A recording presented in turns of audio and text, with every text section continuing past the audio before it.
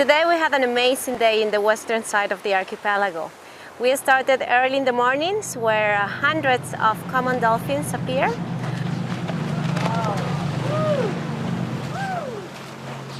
But the morning was not over yet, and then we had one of the best snorkelings surrounded with hundreds of sea turtles.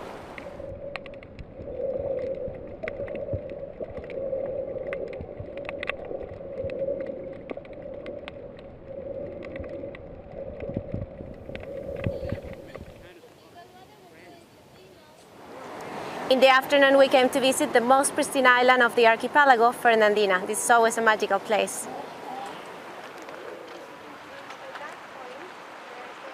Today, you can really see and imagine how everything started by visiting Fernandina, because there are very few species living here, just the strongest, just the pioneers, because this is a very young island. So you can really see the beginning of the Galapagos by visiting Fernandina. Today has been absolutely surreal. Well, with the marine iguanas, first of all, the sheer quantity is incredible, just the amount that can live in one place. Additionally, they look almost prehistoric, so it's actually surprising to see these living creatures that look almost like they could be what we think of as dinosaurs. The other thing that was kind of funny is they seem to be spitting at us. So we learned later that they were sneezing, so that was kind of funny. That's a tiny baby. Amazing how fearless they are, but also non-threatening. So it's wonderful as a human to be able to be among these incredible animals.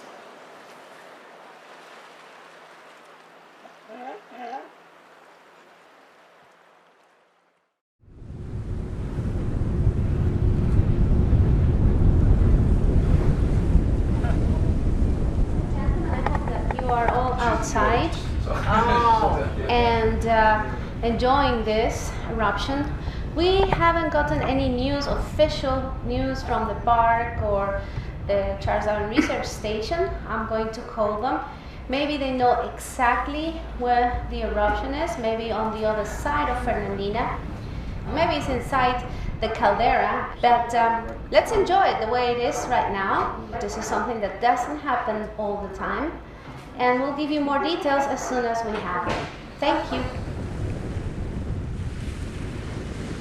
Well, this is a very exciting day. This is something I did not expect to happen, but last night we were talking about it. It was more like a joke. I said that this is the area, the part of the Galapagos where the unexpected can be expected.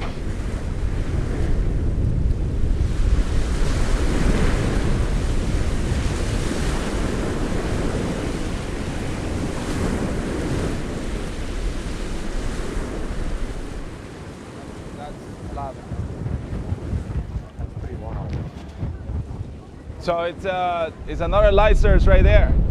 That's all the reflection of the sun. That is molten rock coming out of that island. As far as I know, we were the very first ship reporting the eruption. We sent reports to the National Park Service, to the Chariry Research Station, to different scientists. So we were the ones breaking the news. You can feel the power of planet Earth, and that's an amazing experience to see how these islands were formed. And we were right there when it happened.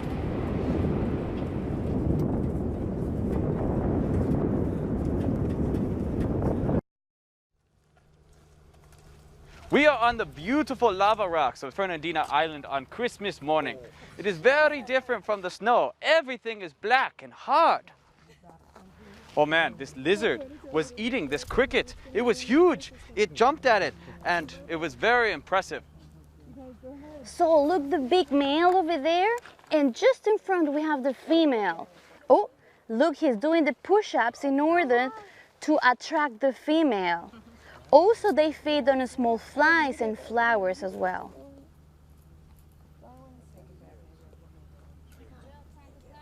All the animals here, they are endemic to this area and have very few predators, like these iguanas over there. The marine iguana is the only reptile in the world that can go into the water to feed. The marine iguanas have a really cool shaped body. This body is really specific to dive, to feed, and to survive in those environments. The coloration is very black, so camouflated really well on the rocks. The mouth is very flat, so provides good shape to eat algae that is very attached on the rocks. The Galapagos has been on my bucket list forever. We don't usually deliver presents over here. Since everyone has such beautiful nature, it is already a gift.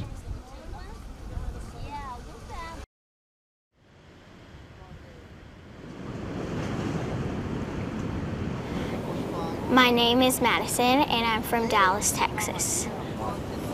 We are in Fernandina Island. It's very rocky and bumpy. Greg told me he saw the volcano erupt in 1975. It formed all this rock, and there was rock here before, but it just added like a new extension. Well, I learned that there's a mantle which has magma in it, and then the underground pressure gets too high, and then the volcano erupts. If it's an underwater volcano, it's most likely to form an island. And I understand it better now because it showed how bumpy it is and how much the volcano had to erupt to show how big the island got and how hard it worked. The marine iguanas are like regular iguanas, except they're all black, and they look like you roasted them in a fireplace. There are a lot of animals who live here, and we need to keep their habitat clean and how it is so they won't die, and we need to give them sometimes some personal space.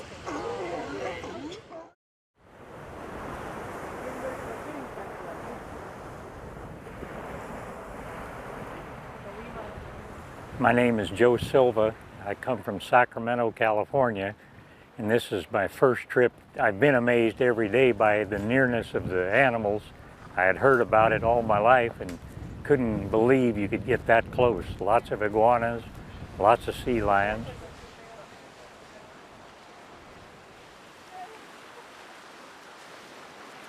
My brother-in-law is with us, and they were coming here, and I had always wanted to see it, so we joined them. Yes, folks, we have the flyless cormorants. As the name says, totally flyless. It's the only cormorant species that doesn't fly. Look at the tiny wings. This is quite rare in a bird to have small wings. So they don't fly at all. In Galapagos, they find enough food in the water. They almost don't have any predator here. So why flying if flying can be very expensive for a bird? Oh, the guides are excellent. They have a sense of humor, but they still get the information across to you, and it's very enjoyable.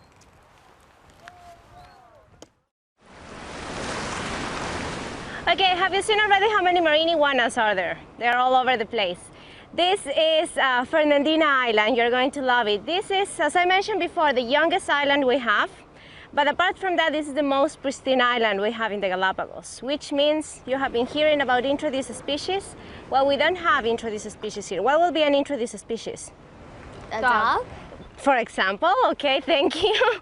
Or a goat. You know, goats were introduced by the whalers, the first visitors. Later on, when people start living here, we had dogs, cats, black rats. They have been affecting a lot, many islands, but they never came to Fernandina Island. It's very hard to live here because there is no fresh water. So if you get lost, you are in big troubles. Don't leave the group, okay? Let's see from closer the marine iguanas.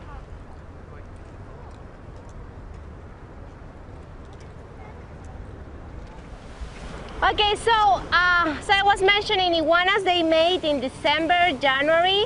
They will be laying their eggs in February. And the hatchings will start happening in April, May. That sandy area, that is the place where they nest. It's really cool. It has lava and beaches and lots of iguanas. There's all sorts of animals and it's really beautiful.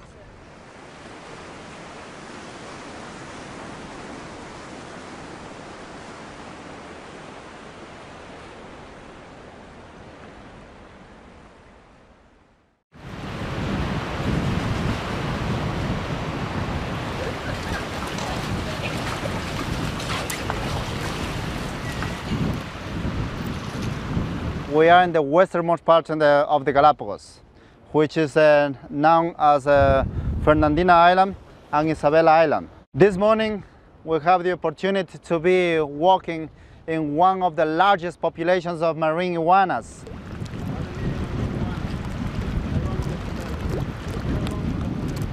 We have the opportunity to be walking in one of the largest populations of marine iguanas. It is stunning to see them sunbathing. In order to get food, they have to dive right into the ocean.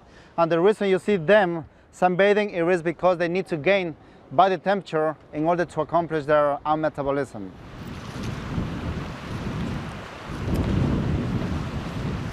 We are in the most beautiful place I've ever seen, in this wonderful beach cove, walking on the lava, watching the sea lions, and the iguanas. Oh, it's great. I just love the beach.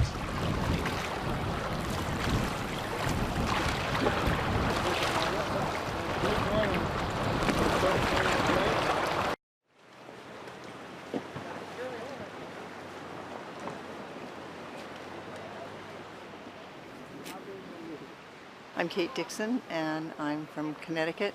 I'm here in the Galápagos Islands, and we're having an absolutely wonderful time. Two things that are very fascinating: the lava, all the different kinds of lava, the history of the lava, and then the marine iguanas. The expedition's been wonderful so far. I mean, I can't say enough nice things about it. We've just had a great time, and they've kept us busy every single second of the day.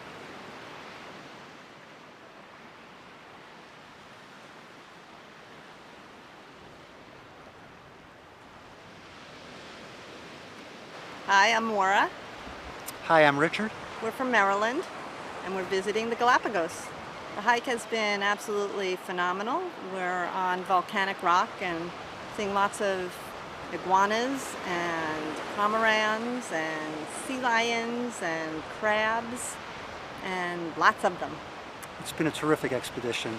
Unbelievable chance to go with nature and see it in its amazing beauty.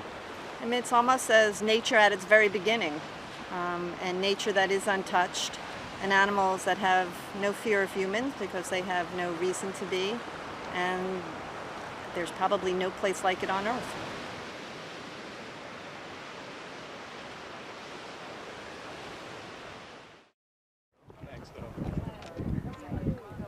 So today we are on Fernandina Island, and this is the westernmost point of the Galapagos archipelago. We really love visiting here because it's a very young island. We can see these nice volcanic formations, the lava flows, the Pahoehoe lava.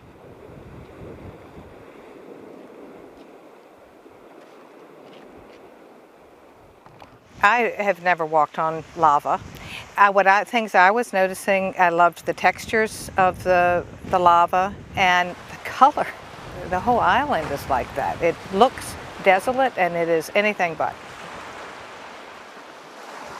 But then to see all of the marine iguana and the Sally crabs, I think is the name. Oh my gosh, when you get up close, they're red, but yellow and white and green and so many colors.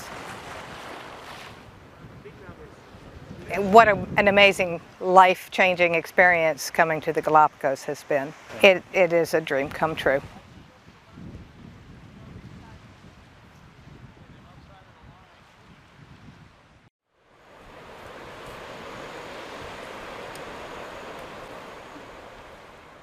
To me, it's always a pleasure to welcome you to Fernandina Island. This is Punta Espinosa, and that is the name of the visitor site. Punta Espinosa in Fernandina Island is one of the highlights of the expeditions in Galapagos. You'll see it in a second. Over this side, you have a big bunch of immature marine iguanas mixed with females, and also a large group of territorial marine iguana males that you are going to see moving the head intensively. So look, that's a fight, that's a fight.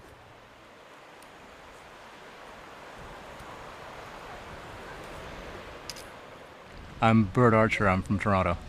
Well, I'm trying to get low on the ground. I've been told that that getting creatures at their level, at eye level, is sort of more engaging as a photo, and it's certainly more fun to do than take pictures of tops of heads of things.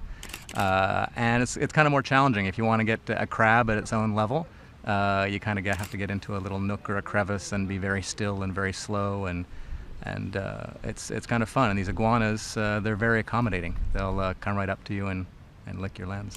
I am very much looking forward to the rest of the week.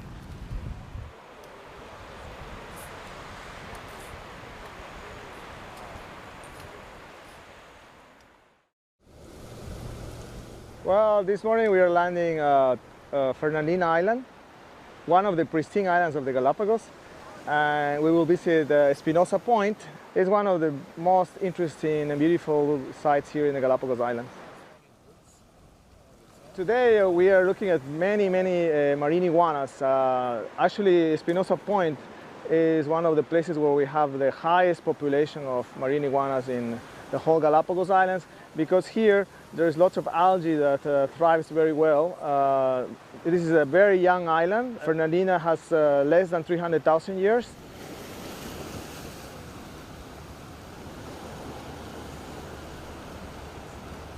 Hi, I'm Carrie Paul and I'm from Boulder, Colorado. The noises, the sounds, the people that we're with, our guides, it's really hard to put into words. So it's way exceeded anything I could have imagined, and I've been trying to think about in what way.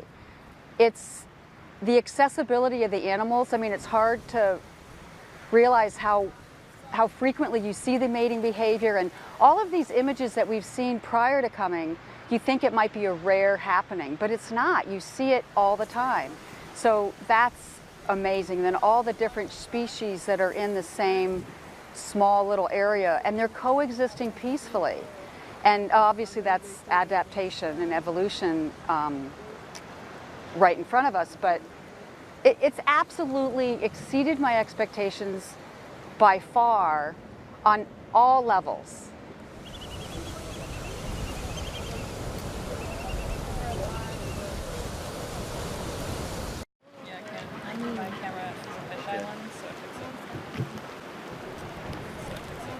I'm Rob Howman-Giles, my wife Trish, and we're from Sydney, Australia. It's been quite an unbelievable morning, seeing thousands really of the marine iguanas in the water, on the sand, on the rock, spitting.